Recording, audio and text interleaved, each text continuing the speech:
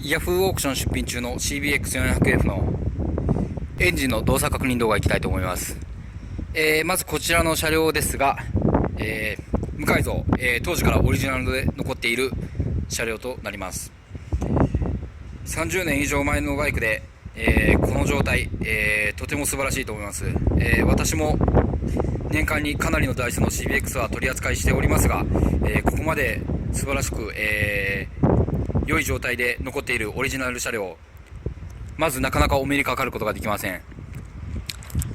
エンジンの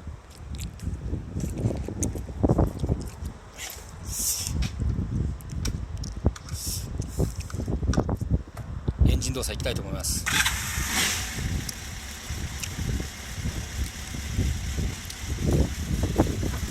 エンジンご覧のようにセル一発、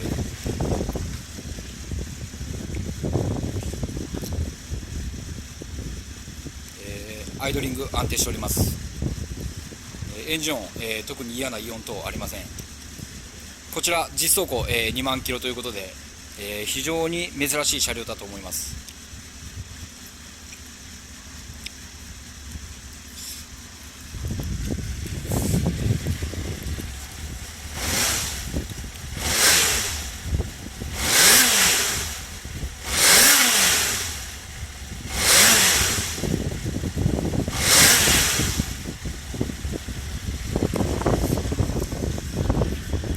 聞いていただいた通り、吹き上がりも、素晴らしく、とても良い状態と思われます。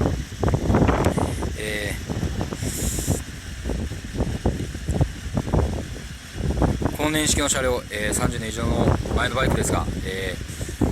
この CBX で、ここまでの状態、オリジナルの状態で、ここまでの状態で残っている車両、まずなかなか見れない車両かと思います。マニア様でも、納得いただけるような車両かと思います。